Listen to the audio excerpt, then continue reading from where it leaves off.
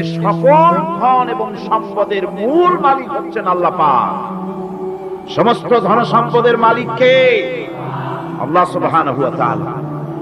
কোরআনে কারীম বলছে লিল্লাহি মা ফিস সামাওয়াতি ওয়া মা ফিল আরদ। আকাশ এবং জমিনের ভিতরে যা কিছু আছে সব কিছুর মালিকানা কার? জোরে বলেন কার? আল্লাহ রাব্বুল আলামিন হচ্ছেন এর একচ্ছত্র মালিক। সুতরাং বান্দাদের কাছে কিছুদিনের জন্য এগুলিকে আমানত রাখা হয়েছে। আমাদের ঘর আছে, বাড়ি আছে, ব্যবসা আছে, বাণিজ্য আছে, জায়গা আছে, জমিন আছে, গরু আছে, বাছুর আছে, এই সবগুলি কিছুদিনের জন্য আমাদের কাছে কি রাখা হয়েছে? আমানত। আমানতের মাল আপনি আপনার ইচ্ছা মতো খরচ করতে পারবেন না। আমানতের মাল কি ইচ্ছা মতো খরচ করা যায়? যায় না। আমানতের মালকে খরচ করতে হলে মূল মালিকের ইচ্ছা অনুযায়ী খরচ করতে হবে। মূল মালিককে আল্লাহ রাব্বুল আলামিন বলছেন ইন্নাল্লাহা আশতারা মিনাল মুমিনিনা আনফুসাহুম ওয়া আমওয়ালাহুম বিআন্না লাহুমুল জান্নাহ। আমি আমার মুমিনের জান এবং মালকে খরিদ করে নিয়েছি, বিনিময় জান্নাত দিয়ে দিয়েছি। তোমার কাছে যে জান আছে, মাল আছে, এটা তোমার নয়, এটা আমার আমানত তোমার কাছে। সুতরাং এই আমানত খরচ করতে হবে মূল মালিকের ইচ্ছা অনুযায়ী। সমাজের এক শ্রেণীর লোক প্রচুর বিত্তের মালিক হবে, সমাজের এক শ্রেণীর লোক প্রচুর বিত্ত এবং সম্পদের মালিক হয়ে ভোগ বিলাসের আনন্দের স্রোতে ভেসে যেতে থাকবে, নিজেকে ভাসিয়ে দেবে। আর এক শ্রেণীর লোক অনাহারে অর্থাহারে কষ্ট করবে। এ বিধান ইসলামের নয়। কেউ থাকবে 10 তলায় আর কেউ থাকবে গাছতলায়, কেউ খাবে পোলাও, কোরমা, বিরিয়ানি, আর কারো কিসমতে মরুচ পোড়াও হবে না। এ বিধান আল্লাহর নয়। ইসলামের বিধান হচ্ছে যে আল্লাহ যে সব সম্পদ মানুষকে দান করেছেন, এই সম্পদের ভিতরে বিত্তহীনদের অধিকার রাখা হয়েছে। বিত্তহীন যারা গরীব, যাদের কিছু নাই, তারা আপনার করুণার পাত্র নয়। কি বলেন? তারা কি ধনীদের করুণার পাত্র? কোরআনে কারীমে আল্লাহ বলেন والذين في أموالهم حق للسائل والمحروم। ধনীদের সম্পদের ভেতরে গরিবদের, বিত্তহীনদের অধিকার রয়েছে, সে অধিকার আদায় করে দাও। দান করা এমনি দিয়ে দেওয়া এক জিনিস,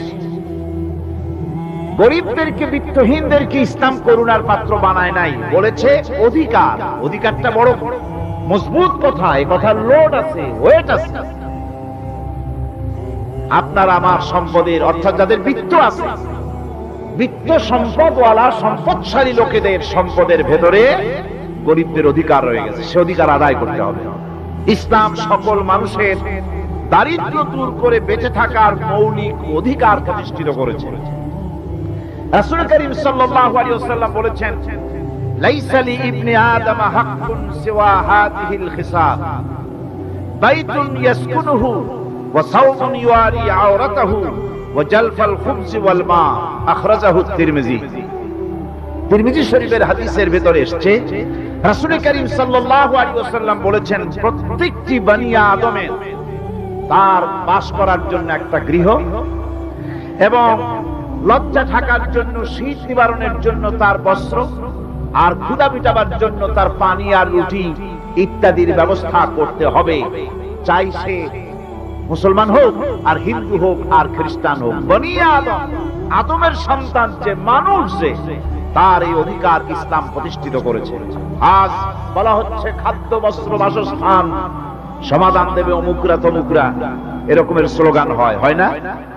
ওরা দিতে পারবে না, ওরা দিতে পারে নাই। খাদ্য, বস্ত্র, শিক্ষা, চিকিৎসা, বাসস্থানের গ্যারান্টি দিয়েছে কোরআন, দিয়েছে আল্লাহ রাসূল জনাব মুহাম্মদ রাসূলুল্লাহ সাল্লাল্লাহু আলাইহি ওয়াসাল্লাম। ইসলাম অর্থনৈতিক নিরাপত্তার জন্য যে সব পন্থা অবলম্বন করেছে সেটা হচ্ছে যে সমাজের কর্মক্ষম সকল ব্যক্তি রুজির জন্য পরিশ্রম করবে, কেউ বসে থাকতে পারবে না। এটা হচ্ছে ইসলামের নিয়ম, কেউ বসে থাকতে পারবে না। কোরআনে কারীম বলছে ফাইদা কুদিয়াতিস সালাতু ফান্তাশিরু ফিল আরদ ওয়াবতাগু মিন ফাদলিল্লাহ। ফাইদা কুদিয়াতিস সালাত, যখন তোমার নামাজ সম্পূর্ণ হয়ে গেল, ফান্তাশিরু ফিল আরদ, ছড়িয়ে পড়ো আমার জমিনের উপরে, ওয়াবতাগু মিন ফাদলিল্লাহ, আর আমার অনুগ্রহ অনুসন্ধান করো। রুজি কামানো কোনো খারাপ জিনিস না। কেউ মনে করে সারাদিন বসে বসে আল্লাহর জিকির করব, কেউ দুনিয়াটারে ঝামেলা মনে করে জঙ্গলে চলে যেতে চায়। এটা নিয়ম না। আপনি বসে থাকতে পারবেন না, আপনাকে কাজ করতে হবে। রুজি কামাই করাটাকে কোরআনে কারিমে এতটা সম্মান দিয়েছে যেটাকে ফদলুল্লাহ বলা হয়েছে। ফদলুল্লাহ, এটা আল্লাহর অনুগ্রহ। সুবহানাল্লাহ বলেন। এটাকে ফদলুল্লাহ বলা হয়েছে, এটা জিনাতুল্লাহ বলা হয়েছে।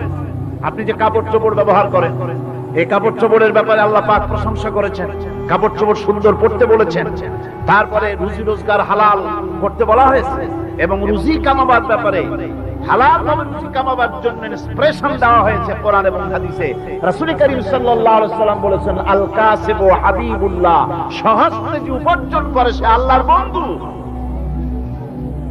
যে ব্যক্তি ঠেলা গাড়ি চালায়, কুলি মজুর রিকশা চালায়, নিন্দা নাই, তাকে নিন্দা করা যাবে না। রিকশাওয়ালাও একটা গুরুত্বপূর্ণ দায়িত্ব পালন করছে। কুমার, কামার, তাঁতি, জেলে, ধোপা, নাপি সবাই কাজ করছে। প্রত্যেক কাজের সম্মান ইসলাম দেয়। সুবহানাল্লাহ। সমস্ত কাজের সম্মান আছে, শুধুমাত্র সম্মান নাই চুরির কাজে, ডাকাতির কাজে, সন্ত্রাসের কাজে, চাঁদাবাজির কাজে, মাস্তানির কাজে।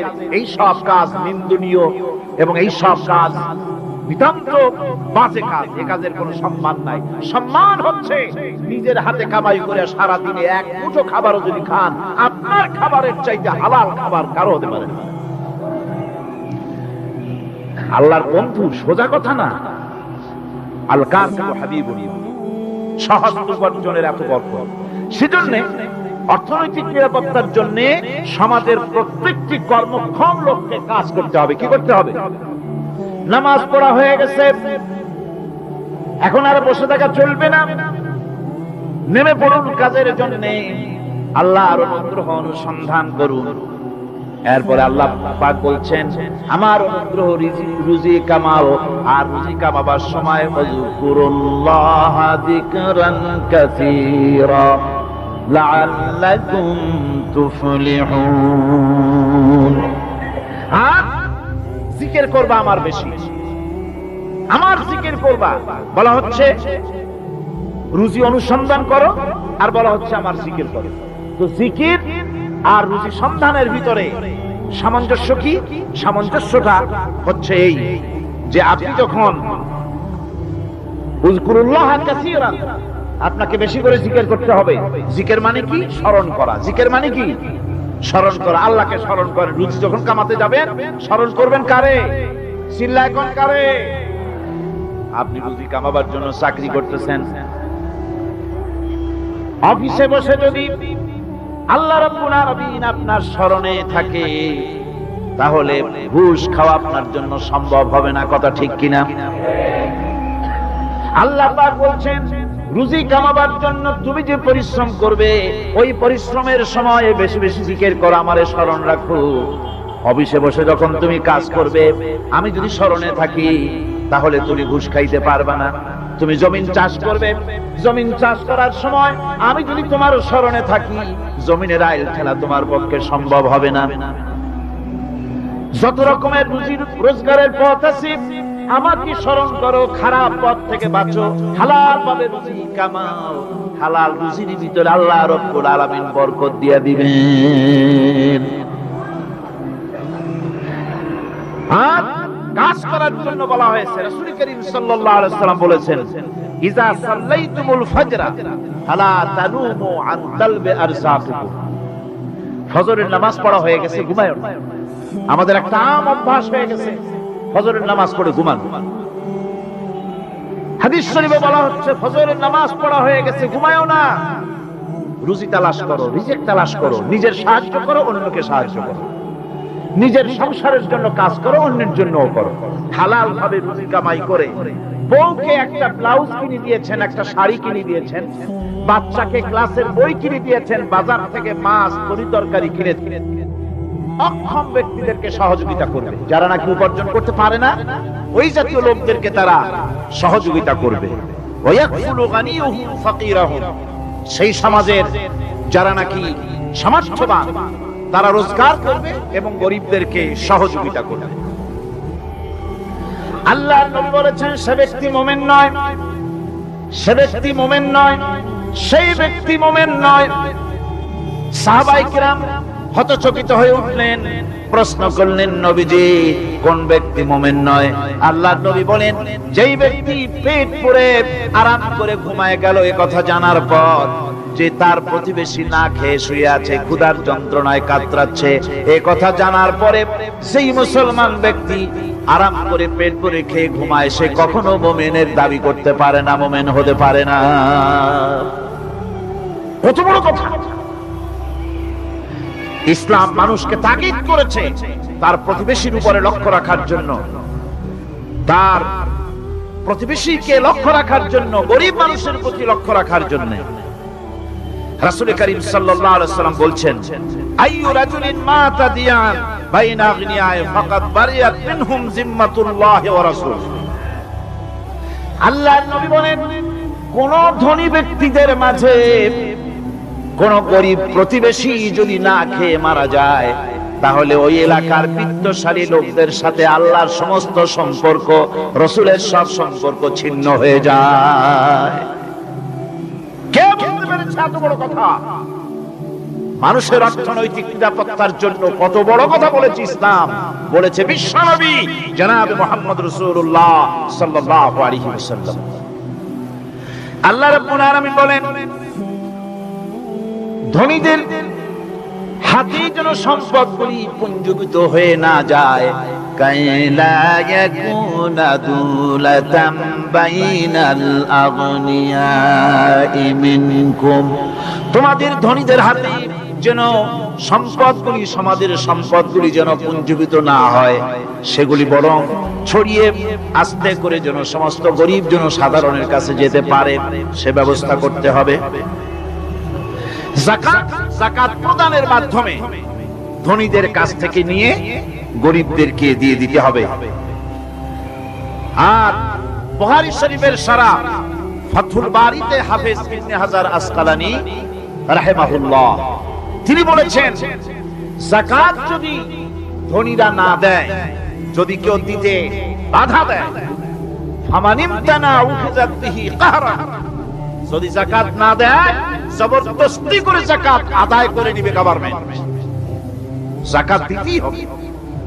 মুনকিরিনে যাকাত যারা যাকাত দিতে অস্বীকার করেছিল, হযরতে সিদ্দিক আকবর, হযরতে আবু বকর সিদ্দিক রাদিয়াল্লাহু তাআলা আনহু, তিনি তাদের সম্পর্কে বলেছিলেন ওয়াল্লাহি লাউ কাতিলান্না মান ফাররাকা বাইনাস সালাতি ওয়াজ যাকাত, অবশ্যই আমি ওই সম্প্রদায়ের লোকের বিরুদ্ধে যুদ্ধ ঘোষণা করব যারা নামাজ আর যাকাতের মধ্যে পার্থক্য সূচিত করবে, যারা নামাজ তো পড়বে কিন্তু যাকাত দিবে না সরকারের কাছে, যাকাত আদায় করবে না, তাদের বিরুদ্ধে যুদ্ধ ঘোষণা করব।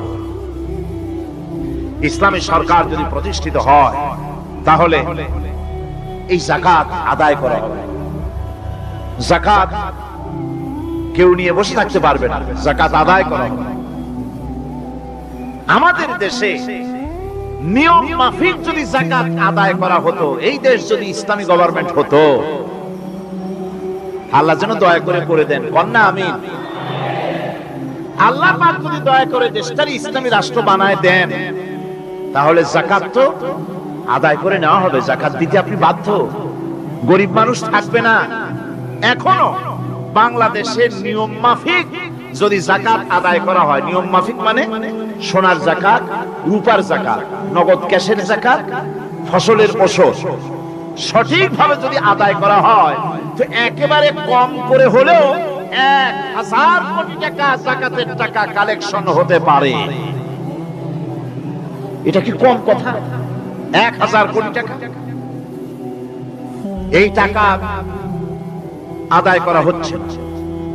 এই টাকা আদায় না করার কারণে যে শূন্যতার সৃষ্টি হচ্ছে, এই ভ্যাকুয়ামকে পূর্ণ করার জন্য এগিয়ে এসেছে 7 সমুদ্র 13 নদীর উপর থেকে এনজিওরা।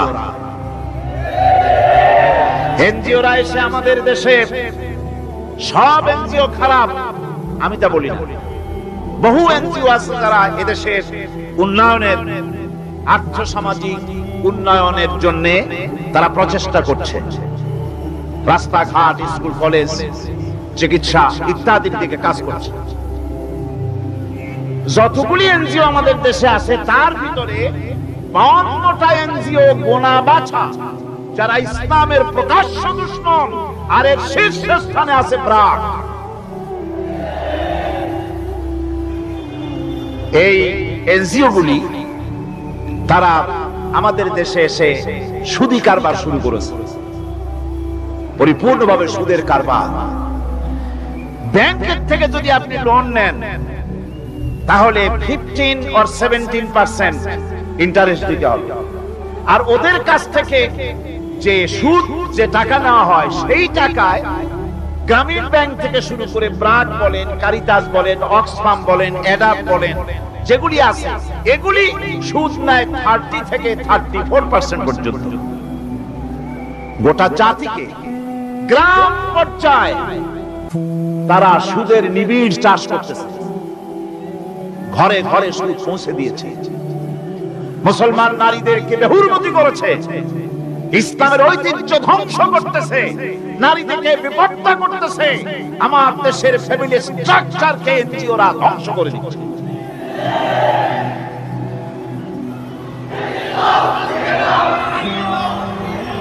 সুতরাং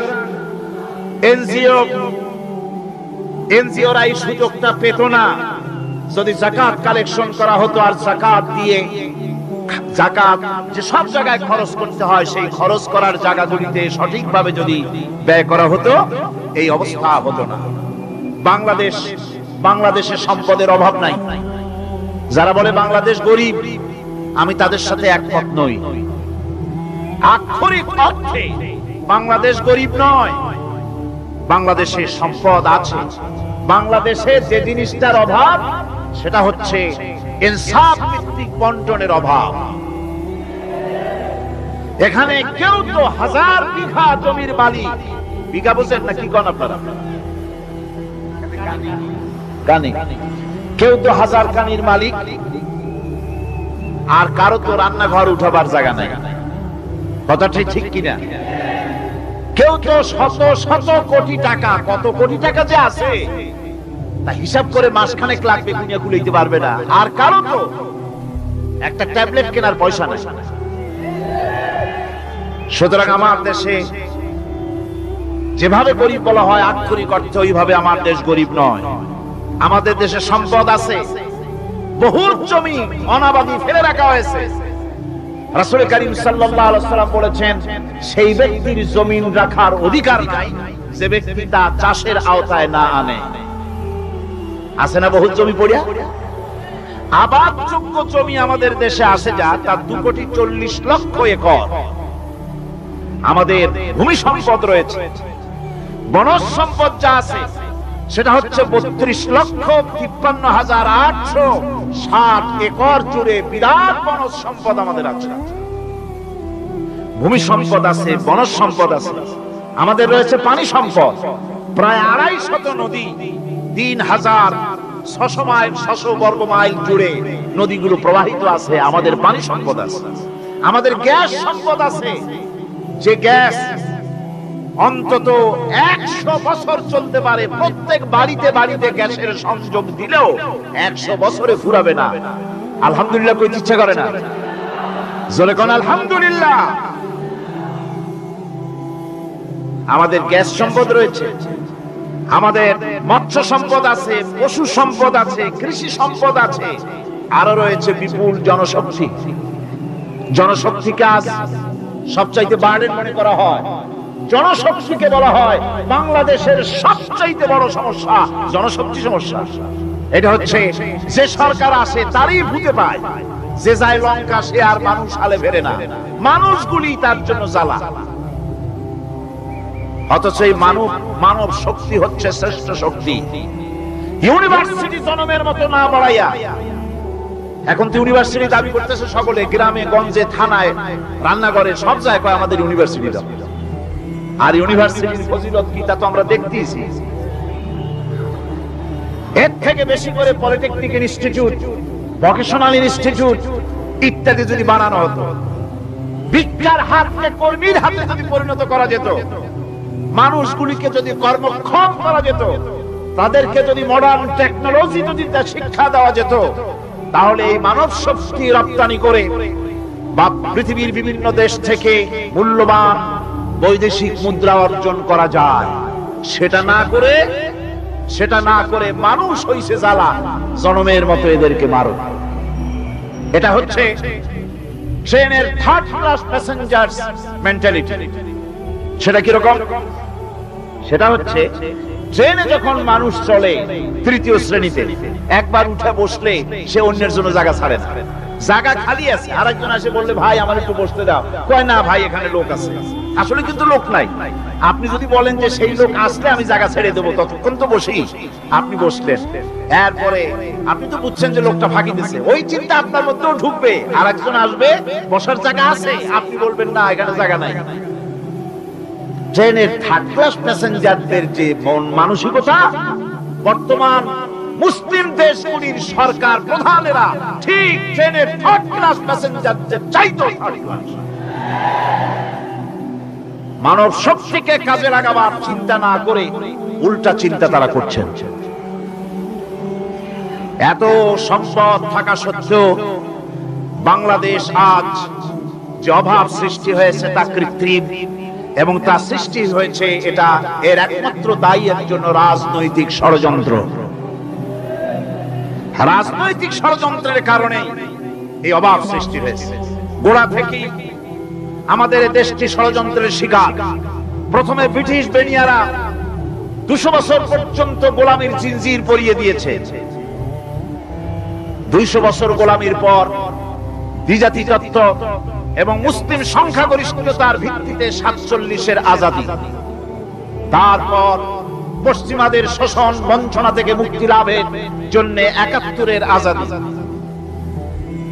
এরপরে দেশের 90% হচ্ছে মুসলমান। 90% কারা? চিল্লায় বলেন না কারা?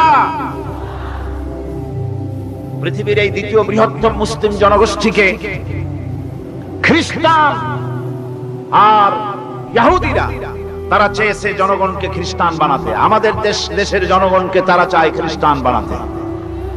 যারা কমিউনিস্ট তারা চায় আমাদেরকে নাস্তিক বানাতে। আর পার্শ্ববর্তী দেশের পেইড এজেন্ট যারা আমাদের দেশে আছে তারা চায় পৃথিবীর নিকৃষ্টতম কুফরি মতবাদ, ধর্ম নিরপেক্ষ মতবাদের মাধ্যমে গোটা জাতিকে ধর্ম থেকে দূরে সরিয়ে দিতে চায়। সুতরাং এই ষড়যন্ত্রের শিকার হয়ে আছে বাংলাদেশ। বাংলাদেশের এই আর্থ সামাজিক প্রেক্ষাপটে ইসলামের বিধান ছাড়া, আল্লাহর দেওয়া বিধান ছাড়া এর কোনো মুক্তি নাই, এর নাজাতের কোনো পথ নাই। আল্লাহ রাসূল ক্ষমতা আরোহণ করলেন, রাষ্ট্রের মালিক হলেন, প্রেসিডেন্ট হলেন। রাসূলুল্লাহ কি হলেন? আল্লাহর নবী প্রেসিডেন্ট হলেন। সমাজের গরিব দুঃখীদের ব্যাপারে নবীজি বললেন, মান তারাকা মালান ফালওয়ারসাতিহি ওয়া মান তারাকা দিয়ান আও কুল্লা ফালিয়াতিনি ফাইন্না মাওলাহু, রাওয়াহুল বুখারী। নবীজি বলেন, যে ব্যক্তি মারা গেল, মরে যাওয়ার পর তার যে সম্পদ থাকবে, এই সম্পদগুলি সে যে সন্তান স্ত্রী পুত্র যাদের রেখে গেছে তা তাদের জন্য। আর যদি সে ঋণগ্রস্ত, যদি ঋণ অবস্থায় সংসারকে রেখে যে থাকে, তাহলে তার ঋণের বোঝা, ঋণের পরিশোধের দায়িত্ব আমি মুহাম্মদ সাল্লাল্লাহু আলাইহি ওয়াসাল্লাম নিয়ে নিলাম। সমাজের যার কোনো অভিভাবক নাই, তার অভিভাবক আমি মুহাম্মদ সাল্লাল্লাহু আলাইহি ওয়াসাল্লাম। যার কোনো অভিভাবক নাই, সেজন্য আমার কাছে চলে আসে। ইসলামী রাষ্ট্র এই বিধান পেশ করেছে, এর চাইতে সুন্দরতম বিধান পৃথিবীতে আর কেউ দিতে পারে না। সেজন্যই সেই সমাজে চুরি বন্ধ হয়েছে, ডাকাতি বন্ধ হয়েছে, জেনা বন্ধ হয়েছে, সব বন্ধ হয়ে গিয়ে সুন্দর একটি সমাজ প্রতিষ্ঠিত হয়েছিল। আর রাসূল বলেছিলেন, খায়রুল কুরুনে কারনি, সর্বশ্রেষ্ঠ যুগ হলো আমার যুগ। সুবহানাল্লাহি ওয়া বিহামদিহি। মানুষ দরজা খুলে ঘুমায়েছে, কারো ক্ষুধার কষ্ট নাই, পড়ার কষ্ট নাই, খাবারের চিন্তা নাই, চুরি ডাকাতির ভয় নাই, ভয় মুক্ত। ওই যে গতকাল বলেছিলাম, যেমন একটা সমাজ আসবে, খাব্বাব চিন্তা করো না, আমি কসম করছি এমন একটা সমাজ প্রতিষ্ঠিত হবে যেই সমাজে চুরি ডাকাতি জেনা ব্যভিচার হত্যা ধর্ষণ কোনো ভয় থাকবে না। লা ইয়াখাফু ইল্লাল্লাহ, আল্লাহ ছাড়া কারো কোনো ভয়, মনের ভিতরে ভয় থাকবে না। ওয়ালাকিন্নাকুম তাস্তাজিলুন, তোমরা বড্ড তাড়াহুড়ো করতেছো, বেসবর হচ্ছো, সবর করো, তাড়াহুড়ো করো না। এমন সমাজ আসবে। রাসূলুল্লাহ এরকম একটা সমাজ গোটা পৃথিবীবাসীকে উপহার দিতে পেরেছিলেন না পারেন নাই? পেরেছিলেন কিনা? সেই কথাই আল্লাহ রাব্বুল আলামিনের কথার সঙ্গে বার মিলান।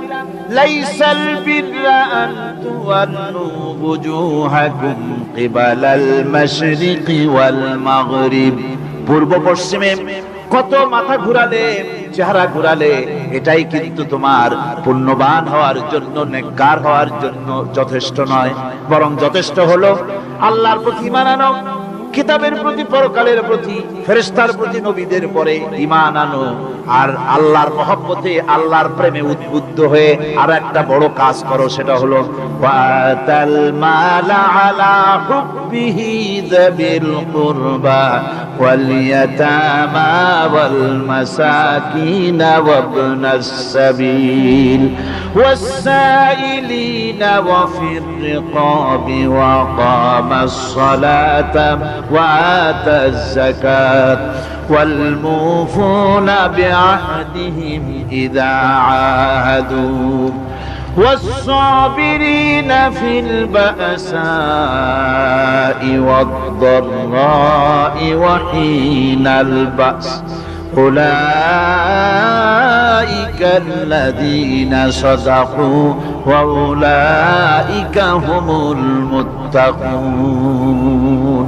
আরেকটি গুরুত্বপূর্ণ কাজ করতে হবে আল্লাহ পরকালে বিশ্বাস করার সাথে সাথে, সেটা হলো এই, তোমাদের জানের মতো প্রিয় ধন এবং সম্পদকে আল্লাহর মহব্বতে খরচ করতে হবে। সেজদা দিয়া কপালে দাগ লাগাইছো কিন্তু প্রতিবেশীকে সাহায্য করো নাই, গরিবদেরকে দাও নাই, এতিমকে দাও নাই, বোনকে ঠকাইছো, মেয়েকে ঠকিয়েছো, তোমার ওই সেজদায় কিয়ামতে কাজ দিবে না।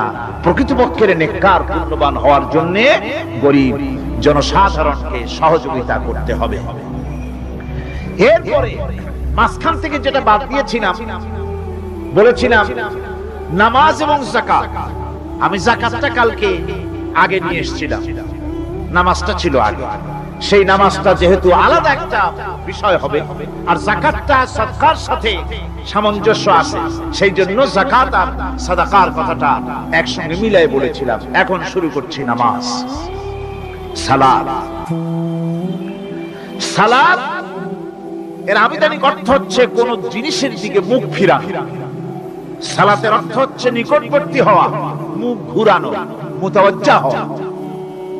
ওই যে হযরত ইব্রাহিম আলাইহিস সালাম বলেছেন, ইন্নী ওয়াজ্জাহতু ওয়াজহিয়া লিল্লাযী ফাতারাস সামাওয়াতি ওয়াল আরদ।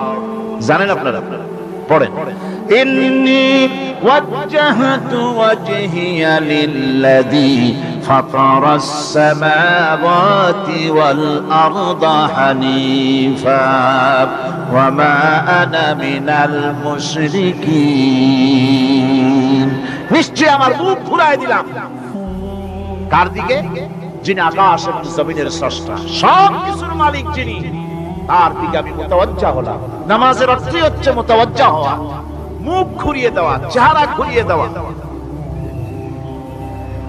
আর নামাজের আরেক অর্থ হচ্ছে নিকটবর্তী থেকে আরো নিকটবর্তী হওয়া। আমরা কি নিকটবর্তী হতে চাই? না বুঝতে কবেন। নিকটবর্তী হইতে চাই কার? আল্লাহ। আমরা কি আল্লাহর নিকটবর্তী হতে চাই? আল্লাহ রাব্বুল আলামিন বলেন, নিকটবর্তী হতে হলে ওয়াসজুদ ওয়াকতারিব, সিজদা দাও আর সিজদার মাধ্যমে আমার নিকটবর্তী হয়ে যাও। সিজদা দিলেই আল্লাহর নিকটবর্তী হওয়া যায়। বল সুবহানাল্লাহ। সাহাবী, আল্লাহর নবীর সাহাবী প্রশ্ন করেছেন, নবীজি, বান্দা কখন আল্লাহর নিকটবর্তী হয়ে যায়? নবীজি বলেছেন, বান্দা যখন সিজদা দেয় তখন আল্লাহর বান্দার মাঝে কোনো হিজাব থাকে না, আল্লাহ পাকের নিকটবর্তী হয়ে যায় বান্দা যখন সিজদায় পড়ে যায়। সুতরাং নামাজ হচ্ছে নিকটবর্তী হওয়া, সালাত এটা হচ্ছে নিকটবর্তী হওয়া। নামাজ ফরজ হওয়ার কারণ হচ্ছে এই যে মানুষ আল্লাহর বান্দা বা গোলাম হিসেবে সৃষ্টি হয়েছে, তাই একমুখী হয়ে রবের বন্দেগী করা এটা হচ্ছে তার স্বাভাবিক একটা প্রকৃতি। আল্লাহ রাব্বুল আলামিন এই প্রকৃতি দাবি মেটাবার জন্যই নামাজের ব্যবস্থা করেছেন। মানুষের ফিতরাত, মানুষের নেচার, মানুষের ফিতরাত হচ্ছে এই যে কারো না কারো কাছে মাথা নত করা, হাত জোড় করা, মাথা নত করা, সার্বভৌমত্বের মালিক কাউকে মনে করা, হাত জোড় করতে হলে, মাথা নত করতে হলে, সার্বভৌমত্বের মালিক হিসেবে কাউকে গ্রহণ করতে হলে আল্লাহর বিকল্প কেউ আছে নাকি? ইসলামের মূল দাওয়াতটা হলো ফিতরাত অনুযায়ী দাওয়াত দেওয়া হয়েছে, মানুষ যেন মাথা নত করে, গোলামি করে।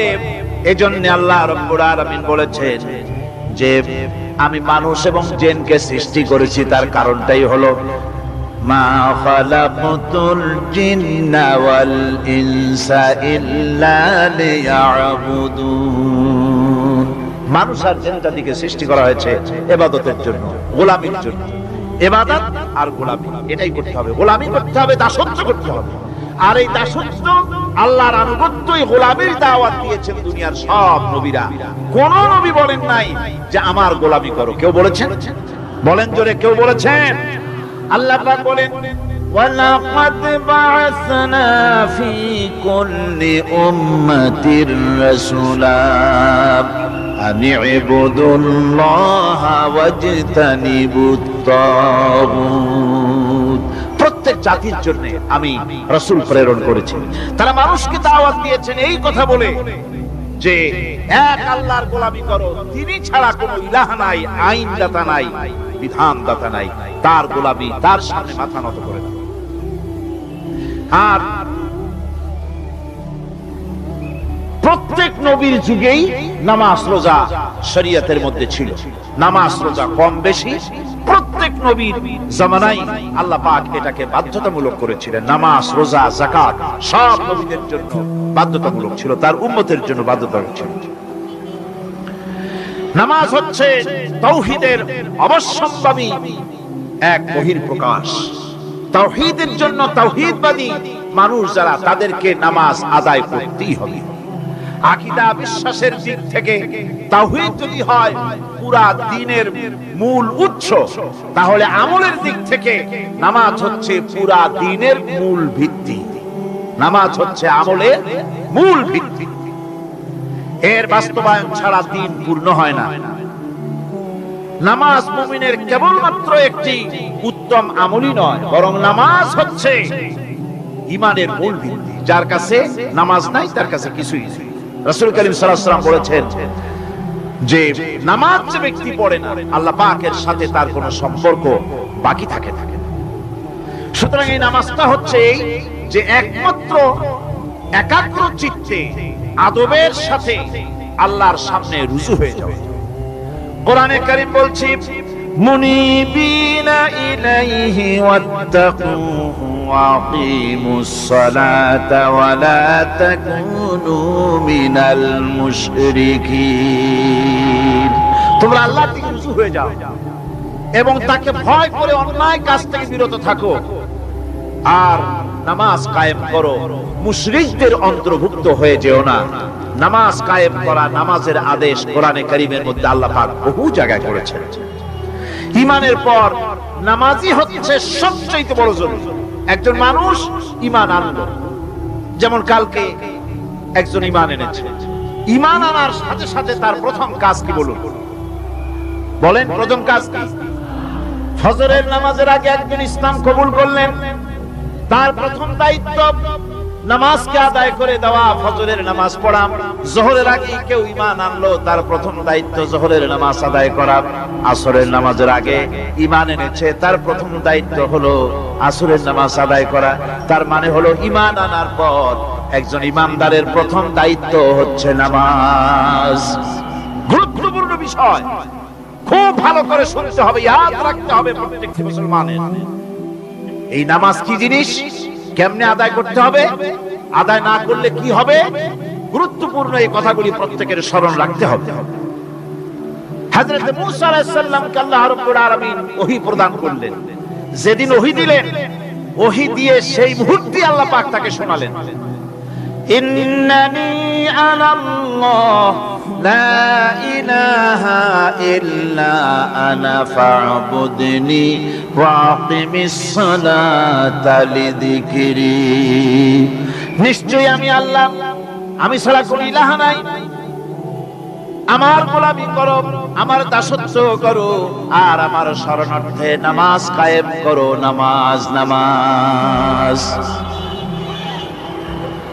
নামাজ কায়েম করতে হবে, এটাই হচ্ছে ঈমানের সবচেয়ে বড় দাবি।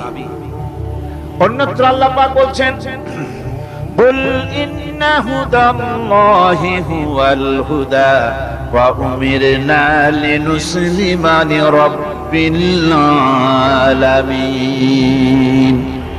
হে নবী বলুন, প্রকৃতপক্ষে আল্লাহর হেদায়েত হচ্ছে সঠিক হেদায়েত। সত্যিকারের হেদায়েত কার হেদায়েত? আল্লাহ পাকের হেদায়েত। এবং তার পক্ষ থেকে নির্দেশ করা হয়েছে যে সারা জাহানের মালিকের সামনে মাথা নত করে দাও। মাথা নত করবেন কার কাছে? আল্লাহ পাকের কাছে। ওয়া আনাকিমুস সালাতা ওয়াত্তাকুহু ওয়া হুয়াল্লাযী ইলাইহি তুহশারুন। আর নামাজ প্রতিষ্ঠা করো, আল্লাহ রাব্বুল আলামিনের ভয়তে সমস্ত অপরাধমূলক কাজ থেকে, অসামাজিক কার্যকলাপ থেকে বিরত থাকেও। আর একদিন মনে রেখো, তোমাদের সকলকেই আল্লাহ রাব্বুল আলামিনের দরবারে উপস্থিত হতে হবে। নামাজ ঈমান থাকা না থাকার প্রমাণ।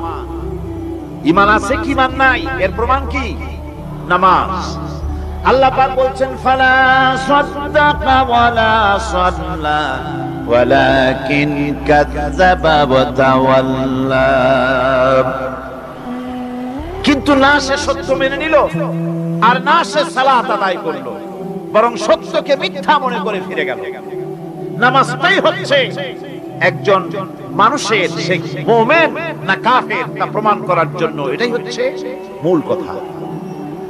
কিয়ামতের দিন মানুষ যে জাহান্নামে যাবে, জাহান্নামের জন্য, জাহান্নামে যে সব কারণে যাবে তার মধ্যে বড় কারণ কালকে বলেছিলাম, দেখি মনে আছে নাকি? বড় কারণ কয়টা? কয়টা? আলহামদুলিল্লাহ মনে আছে। আল্লাহ রাব্বুল আলামিন বলেন, ইয়াতাসাআলুনা আনিল মুজরিমিন। কিয়ামতের দিন অপরাধীদেরকে জিজ্ঞেস করা হবে, মা সালাকাকুম ফি সাফার, জাহান্নামে কেন আসছো? জবাবে তারা বলবে, ক্বালু লাম নাকু মিনাল মুসাল্লিন ওয়া লাম নাকু নুতঈমুল মিসকিন। নামাজ পড়ি নাই, আর এতিম মিসকিনদের খেতে দেই নাই, এই কারণেই জাহান্নামে এসেছি। কল নাউযুবিল্লাহ। নামাজ যারা পড়বে না জাহান্নামে যেতে হবে। কোথায় যেতে হবে? কেউ কেউ মনে করতে পারবেন নামাজের ওয়াজ তো বহু শুনছি, এর চাইতে গুরুত্বপূর্ণ জিনিস আর নাই। নামাজের চাইতে গুরুত্বপূর্ণ ইবাদত আল্লাহর সৃষ্টি করেন। মুসলমানের জন্য সর্বশ্রেষ্ঠ ইবাদত কি? চিল্লায় কর, জোরে বলেন কি? এই নামাজ। আকসার মানুষের নামাজ হয় না। যারা আমরা নামাজ পড়ি, বহু লোকের নামাজ পড়ে ঠিক, কিন্তু নামাজ আদায় হয় না। আমি সে কথা বলবো সামনের দিকে, প্রাণ খুলে শুনবেন, কাজে লাগবে ইনশাআল্লাহ। কোন ইনশাআল্লাহ? আকীদাগত দিক থেকে ঈমান হলো তাওহীদের স্বীকৃতি, আর আমলের দিক থেকে নামাজ হচ্ছে তাওহীদের বহিঃপ্রকাশ। আপনি মুসলমান তা প্রমাণ হবে নামাজ দিয়ে। নামাজহীন ঈমানের দাবি মূল্যহীন। যার নামাজ নাই তার ঈমানের দাবি করার কোনো মূল্যই নেই। অনেকে এরকম কথা বলে, হুজুর আমি মানুষটা নিতান্ত খারাপ, যাই মনে করে গ্রামে রাস্তা বানাইছি, ব্রিজ করে দিয়েছি, কালভার্ট করেছি, এতে মিসকিন যে তাও মাঝে মধ্যে খাবার দেই। নামাজ হচ্ছে ইসলামের গণ্ডির মধ্যে প্রবেশের প্রমাণ। কোরআনে কারীম বলছে, ফাইন তাবু ওয়া আকামুস সালাতা ওয়া আতাউজ যাকাতা ফাইখওয়ানুকুম ফিদ্দীন। সূরা তাওবা এসেছে। তারা যদি তওবা করে আর নামাজ কায়েম করে, যাকাত যদি আদায় করে, তাহলে এখন আমাদের সে দ্বীনি ভাই, এখন ভাই হয়ে যাবে। একটু আগে ছিল কাফের মুশরিক, এখন তোমার দ্বীনি ভাই। দ্বীনের গণ্ডির মধ্যে প্রবেশ করা, কলেমা পড়ার সাথে সাথেই নামাজ। নামাজ হচ্ছে দ্বীনের প্রধান গেট, দ্বীনের প্রধান তোরণ। দ্বীনের মধ্যে প্রবেশ করার জন্য এই গেট দিয়ে প্রবেশ করতে হবে। সুতরাং এই নামাজের এতই গুরুত্ব দেওয়া হয়েছে। ইসলাম যদি ক্ষমতায় আসে, আল্লাহ যেন এনে দেন, জোরে কোন আমিন। ইসলাম যদি ক্ষমতায় এসে যায়, রব্বুল আলামিন তাফসীরের মাহফিল, কোরআন সামনে নিয়ে আশা করে তোমার দরবারে দোয়া করি, এই বিশাল জনসমুদ্রের দোয়া কবুল করো মাবুদ গো, এই বাংলাদেশকে ইসলামের দেশ বানাইয়া দাও। দেশটা যদি ইসলামের হয়ে যায়, আইন যদি আল্লাহর হয়, শাসন যদি সব লোকেরা করে, রব্বুল আলামিন কোরআন শরীফে বলেন, তাহলে তারা চারটা কাজ করবে। আল্লাযীনা মাক্কান্নাহুম ফিল আরদ আকামুস সালাতা ওয়া আতাউজ যাকাত ওয়া আমারু বিল মা'রুফি ওয়া নাহাউ আনিল মুনকার। মুমিনরা ক্ষমতায় এসে প্রথম যে কাজটা করবে, প্রথমে ক্ষমতায় এসেই নামাজ বাধ্যতামূলক করবে। প্রথম কি? ওয়াজ নসিহতে অনুরোধ করা হবে না, বাবাজিরা আল্লাহর রাস্তায় নামাজটা পড়েন না। রেডিও এবং টেলিভিশনের মাধ্যমে রাষ্ট্রপ্রধান অর্ডার করে দিবেন, আজ থেকে বাংলাদেশের 12 কোটি তাওহীদি জনতার নারী পুরুষ যারা আকেল বালিগ সকলের জন্য নামাজ বাধ্যতামূলক, নামাজ পড়তেই হবে। এটা অর্ডার। বেলা যখন 1টা বেজে যাবে, বেলা যখন 1টা বাজবে, সমস্ত মসজিদে আজান শুরু হয়ে যাবে। আজানের সাথে সাথে অফিস, আদালত, কল কারখানা, ক্ষেত খামার, শিক্ষাঙ্গন সব গেট লক হয়ে যাবে। আধা ঘন্টার জন্য বন্ধ হয়ে যাবে। যারা মুসলমান অফিসে, কলেজে, ইউনিভার্সিটিতে সর্বত্র তারা নামাজের জন্য প্রস্তুতি নেবেন। আধা ঘন্টার ভিতরে নামাজ আর খানা সেরে আবার কলেজ চলবে, বিশ্ববিদ্যালয় চলবে, কল চলবে, কারখানা চলবে, ক্যান্টনমেন্ট চলবে, সেক্রেটারিয়েট চলবে, সব আপন গতিতে চলতে থাকবে। আল্লাহর রহমত, বরকত আকাশ ফেরে নাযিল হয়ে যাবে। আর এই অর্ডার যে দেওয়া হবে, নামাজ পড়বেন, নামাজ পড়বেন সেখানে। থানায় যখন আজান হবে, থানায় আজান হয়ে গেছে, থানার স্টাফ, পুলিশ যারা আছে জামাতে খাড়া হয়ে যাবে, ইমামতি করবেন ওসি সাহেব। এসপির অফিসে এসপি সাহেব ইমামতি করবেন, ডিসি সাহেব তার অফিসে ইমামতি করবেন, মন্ত্রী সেক্রেটারিয়েট ইমামতি করবেন, প্রেসিডেন্ট বঙ্গভবনে ইমামতি করবেন, বিশ্ববিদ্যালয়ের ভাইস চ্যান্সেলরের ইমামতিতে সে জায়গার মুসলমান ছাত্র ছাত্রী, শিক্ষক শিক্ষয়িত্রী এক জামাতে নামাজ আদায় করবে। এই যদি হয় চিত্র দেশের, অপরাধ থাকবে? থানায় ওসি সাহেব নিজেই যদি জামাতের ইমামতি করেন, এইভাবে নামাজ আদায় করেন পুলিশদের নিয়ে জামাতে, ঘুষ আর খাবে তারা? এসপি সাহেবের অফিসে, ডিসি সাহেবের অফিসে মন্ত্রীরা যদি এভাবে নামাজ কায়েম করে, তাহলে কি অন্যায় অপরাধ কিছু থাকবে সমাজে? থাকবে না। সুতরাং নামাজ বাধ্যতামূলক করে দেওয়া হবে। নামাজ বাধ্যতামূলক, সকলকে নামাজ পড়তে হবে। নামমাত্র মুসলিম জাতির রাষ্ট্র ক্ষমতা গ্রহণ করাই হলো ইসলামী শাসন ব্যবস্থা নয়। ইসলাম ক্ষমতায় গিয়া অমুসলিমদের উপরে শাসন জারি করবে, আর অন্যান্য সরকারের মতো আমোদ ফুর্তি করে রাস্তাঘাট বানায় টানায় সিটে শুয়ে থাকবে, তা না। রাস্তা হবে, ঘাট হবে, কলেজ হবে, সব হবে, কিন্তু যারা মুসলমান তাদেরকে নামাজ পড়তে হবে। গোটা জনগণকে শাসক আর শাসিত উভয় গোলাম হবে আল্লাহ। উভয় গোলাম হবে কার? তখন প্রেসিডেন্টের বাবার ক্ষমতা নাই নিজের কোন আইন চালু করে, পার্লামেন্টের বাবার ক্ষমতা নাই ইসলামের বিরুদ্ধে টু শব্দটি করতে পারে। সেখানে শাসক আর শাসিত, শাসক আর শাসিত হয়ে যাবে একজন এক হুকুমদাতার গোলাম।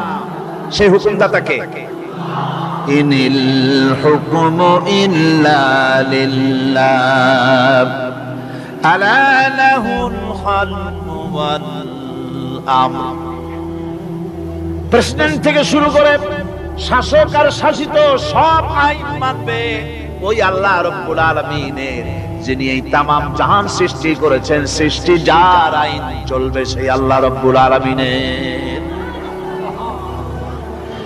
এবং তার আইনের সার্বিক অনুসরণ করে চলতে হবে সকলকে। এক কথায় ইসলামী সরকারের সমস্ত ক্ষমতা ব্যয় হবে নামাজ কায়েম করা আর যাকাত আদায় করার ব্যাপারে। নামাজ যদি কায়েম হয়ে যায়, যাকাত যদি আদায় করা হয়, দুঃখ, দারিদ্র, কষ্ট কিছুই থাকবে না, বেকার সমস্যা থাকবে না। সমস্ত বেকারদেরকে চাকরি না পাওয়া পর্যন্ত বেকার ভাতা দেওয়া হবে। বুড়ো মানুষেরা যখন বুড়ো হয়ে যায়, ছেলের কাছে আদর নাই, বউর কাছে কদর নাই, আর ছেলে বউ বদদোয়া করতে থাকে, বুড়েরা মরে না কেন? আছে না আমাদের সমাজ? ইসলামী সরকার এলে পরে এই বৃদ্ধ মানুষদের ব্যবস্থা করা হবে। তাদের প্রতি এই ধরনের অসদাচরণ কেউ করতে সাহস পাবে না। সুতরাং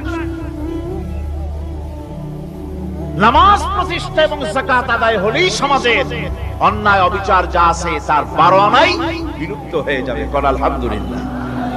তখন চাকরিতে প্রমোশন হবে নামাজের ভিত্তিতে।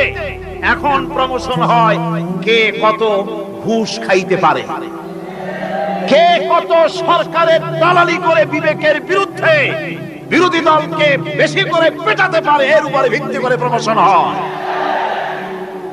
ইসলামী সরকার যখন আসবে, ইসলামী সরকার যখন প্রতিষ্ঠিত হয়ে যাবে, তখন চাকরির প্রমোশন নির্ভর করবে তার সুন্দর চরিত্র আর নামাজের পাবন্দির উপরে ভিত্তি করে। সমাজে দুঃখ দুর্দশা থাকবে, যেরকম থাকবে থাকবে। আমার ভাইয়েরা, নামাজ হচ্ছে আল্লাহ রাব্বুল আলামিনের সাহায্য লাভের একমাত্র মাধ্যম। আল্লাহর কাছে যদি সাহায্য পেতে চাই তাহলে নামাজ লাগবে। লাগবে কি কোন? ওয়ালাকাদ আখাযাল্লাহু মিসাকা বনি ইসরাঈলা ওয়া বা'আসনা মিনহুম 12 নাবিয়্যান وقال الله إني معكم لئن أقمتم الصلاة। আল্লাহ পাক বলেন, বনি ইসরাঈলদের নিকট আমি ওয়াদা নিয়েছিলাম, তোমরা যদি মানুষদেরকে অসামাজিক কার্যকলাপ থেকে যদি তোমরা ফিরাইতে পারো, মানুষদেরকে অসামাজিক কার্যকলাপ থেকে তোমরা ফিরাবে। 12টা গোত্রের জন্য 12 জন নকিব নির্দিষ্ট করে দেওয়া হলো, তাদের দায়িত্ব দেওয়া হলো। মানুষদেরকে, সমাজের লোকদেরকে অন্যায় কাজ থেকে তারা ফিরাবে, ভালো ভালো কাজ করার জন্য তাদেরকে আদেশ করবে, অসামাজিক অধর্মীয় কাজ থেকে বাঁচাবার চেষ্টা করবে। এইটা যদি তোমরা করো তাহলে আমি তোমাদের সাথে আছি। শর্ত হলো একটা, তোমাদেরকে নামাজ কায়েম করতে হবে। নামাজ যদি কায়েম করো আমার মদদ তোমাদের জন্য অবধারিত হবে। নামাজ প্রতিষ্ঠা করলেই আল্লাহর সাহায্য লাভ করা যায় জীবনের সকল ক্ষেত্রে। নামাজ হচ্ছে অপকর্মের প্রতিবন্ধক। নামাজ পড়লে অন্যায় কাজ থেকে বাঁচার পর, অন্যায় থেকে বাঁচাই কিসে? নামাজ। আল্লাহ রাব্বুল আলামিন বলেন, উতলু মা উহিয়া ইলাইকা মিনাল কিতাবি ওয়া আকিমিস সালাম ইন্নাস সালাতা তানহা আনিল ফাহশাই ওয়াল মুনকার। হে নবী, এই কিতাব তেলাওয়াত করো যা তোমার প্রতি অবতীর্ণ করা হয়েছে। এই কিতাব তেলাওয়াত করো আর নামাজকে প্রতিষ্ঠা করো। নিঃসন্দেহে নামাজ মানুষকে পাপাচার থেকে বাঁচায়া দেয়। অশ্লীলতা, পাপাচার থেকে মানুষকে বাঁচায় কে? জোরে চিল্লায় কোন কে? এই নামাজ মানুষকে অন্যায় কাজ থেকে বাঁচায় দেয়। নামাজ যে মানুষকে অন্যায় কাজ থেকে বাঁচায়, কেমনে বাঁচায়? আমরা যে নামাজ পড়ি এই নামাজে তো আমাদেরকে অন্যায় কাজ থেকে বাঁচাইতে পারে না। নামাজি বহুত মানুষ আছে অন্যায় করে, করে কিনা? না করে না? করে। নামাজি অথচ অন্যায় করে। আর আল্লাহ বলছেন নামাজিকে, নামাজ তাকে অশ্লীলতা থেকে ফিরায়। তাহলে কথা কাটটা ঠিক? আল্লাহটা জোরে বলেন, কাটটা ঠিক? অবশ্যই আমার আল্লাহর কথা হক। আমি ভুল করতেছি, আমি যেন কোথাও ভুল করতেছি, সামথিং ইজ রং, কোথাও যেন আমরা ভুল করে বসেছি। সেই ভুলটা কি আমরা আবিষ্কার করতে চেষ্টা করব ইনশাআল্লাহ। প্রথম যে কথাটা সেটা হচ্ছে যে আমরা যা নামাজে পড়ি আমরা তা বুঝি না। কথা ঠিক কিনা? আমি যদি এখন প্রশ্ন করি সামি আল্লাহু লিমান হামিদা অর্থ কি, কোন ফার্স্ট ডিভিশনে কয়েকটা লেটার নিয়ে ফেল করবেন এরকম লোক আছেন না নাই? সুবহান রাব্বিয়াল আলা অর্থ কি জানি? সুবহান রাব্বিয়াল আযীম অর্থ কি জানি? দোয়া দুরূদ অর্থ কি জানি? তাশাহুদ অর্থ কি জানি? সূরা ফাতিহার অর্থ কি জানি? এমন কি উযুর মধ্যে কয়টা ফরজ তাও অনেকে জানে না। কথা কি বেশি বললাম না ঠিক বলছি? একজনের জিজ্ঞেস করলো, মিয়া উযুতে কয় ফরজ? কয় হুজুর কি মনে করেন যে বুঝি জানি না? এটা সাধারণ ব্যাপার, বলেন না কয় ফরজ? কয় উযুতে তো 17 ফরজ। কি কি? কয় হাত ধোয়া, পা ধোয়া, মুখ ধোয়া, নাক ধোয়া, চোখ ধোয়া, জিহ্বা ধোয়া, মাথা ধোয়া। বলতে বলতে গুনে দেখা গেল প্রায় 19টার মতো বলছে।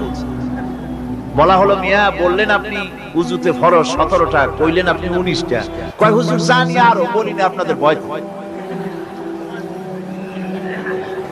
উযু জানে না, নামাজ জানে না, তাকে এই নামাজ কেমনে ফিরাবে অন্যায় কাজ থেকে? কথা বুঝতে পেরেছেন? নামাজে কি পড়ি? নামাজে দাঁড়ায় গেলাম, আল্লাহু আকবার অর্থ কি? চিল্লায় কোন আল্লাহু আকবার। এরকম না, মুসলমানের মতো গলা ছেড়ে দিয়ে চিৎকার দিয়ে বলেন আল্লাহু আকবার। এই আল্লাহু আকবার, আল্লাহ সর্বশ্রেষ্ঠ, তার চাইতে বড় আর কেউ নাই। এই কথা দিনরাত 24 ঘন্টার ভিতরে শত শতবার বলি, একবার দুইবার না, শত শতবার বলি আল্লাহ সর্বশ্রেষ্ঠ। এই কথা বলার পরেও মনের মধ্যে অন্য কেউ বড় হয়, আল্লাহর বড়ত্ব যেভাবে ভোট দিয়া বলি ওইভাবে কার্যত পালন করি না। নামাজে আল্লাহু আকবার বললাম, এরপরে সানা পড়লাম, তারপরে সূরা ফাতিহা পড়লাম। সূরা ফাতিহার ভিতরে যে সমস্ত কথাগুলি বললাম সেই কথাগুলি বুঝি না, কি বলেছি তাও জানি না। এরপরে সুবহান রাব্বিয়াল আলা বলেছি, সুবহান রাব্বিয়াল আযীম বলেছি, সামি আল্লাহু লিমান হামিদা বলেছি, অর্থ কি জানি না। আল্লাহ তা শুনতে পান, যে ব্যক্তি আল্লাহর প্রশংসা করে তিনি তা শুনতে পান। নামাজের মধ্যে আইডিয়া দেওয়া হচ্ছে, তুমি যে আল্লাহর জন্য নামাজ পড়তেছো, প্রশংসা করতেছো, এটা এমন নয় যে আল্লাহ পাক দেখছেন না বা শুনতেছেন না। তুমি যা বলতেছো, প্রশংসা করতেছো, আল্লাহ পাক তা শুনতে পাচ্ছেন। সামি আল্লাহু লিমান হামিদা। সুবহান রাব্বিয়াল আলা। আমি মহান সর্বশ্রেষ্ঠ আল্লাহ রাব্বুল আলামিনের পবিত্রতা ঘোষণা করছি, আমি তার প্রশংসা করছি। সূরা ফাতিহা কি আমরা বলি আপনারা ব্যাখ্যা দেখে বুঝে নিয়ে, সেগুলি আমি এখানে বলে বাকি কথা সব শেষ করতে পারবো না। এরপরে আমরা নামাজের মধ্যে দোয়া কুনুত করি। সেই দোয়া কুনুতে যে কি ওয়াদাটা করি, অন্তত আমার তো মনে হয় সাধারণ মানুষের মধ্যে 99.9 লোকেরা জানে না দোয়া কুনুতে কি পড়ে, অর্থ বোঝে। দোয়া কুনুতের মধ্যে বলা হচ্ছে আল্লাহুম্মা ইন্না নাস্তাঈনুকা, হে আল্লাহ আমি তোমার কাছে সাহায্য চাই। কার কাছে সাহায্য চাই? আল্লাহর কাছে সাহায্য চাই। নামাজের ভিতরে বলতেছেন, এই কথা যদি অর্থ আপনি জানতেন যে তোমার কাছে সকল ব্যাপারে সাহায্য চাই তোমার কাছে, এই কথাটা যদি মনে প্রাণে বুঝতেন, তাহলে দুনিয়ায় কোনো মাজারে গিয়া মরা জিন্দা মানুষের কাছে গিয়া নিজের ছেলে মেয়ে চাইতেন না, চাকরির উন্নতি চেতেন না। আপনি নামাজের ভিতরে বলতেছেন আপনার কাছে, আয় আল্লাহ আপনার কাছে সর্ব প্রকারের সাহায্য আপনার কাছে চাই। নামাজের ভিতরে কিসের মধ্যে বলতেছেন? বিশ্বাস যদি করতেন, যদি বুঝতেন, তাহলে যত বড় পীর আসুক দেশ থেকে আর বিদেশ থেকে, সন্তান চাওয়ার জন্য পাগল হয়ে পায়ের উপরে পড়ে থাকতেন না, আল্লাহর কাছেই চাইতেন। কার কাছে চাইতেন? এরপরে বলতেছেন ওয়ানাস্তাগফিরুকা, তোমার কাছে ক্ষমা চাই, গুনাহ করেছি, অনেক গুনাহ করেছি, তোমার কাছে ক্ষমা চাই, কারণ সাহায্য করতে পারো তুমি, গুনাহ মাফ করতে পারো তুমি। গুনাহ মাফ করার ক্ষমতা কি আছে পৃথিবীর কারো? আকাশে জমিনে আল্লাহ ছাড়া মানুষের গুনাহ কেউ মাফ করতে পারে? এরপরে বলতেছি ওয়ানুমিনু বিকা, আয় আল্লাহ আমি তোমার উপর ঈমান এনেছি, পরিপূর্ণভাবে তোমার উপরে ঈমান এনেছি। ওয়ানাতাওয়াক্কালু আলাইক, আর তোমার উপরেই কেবলমাত্র ভরসা করেছি।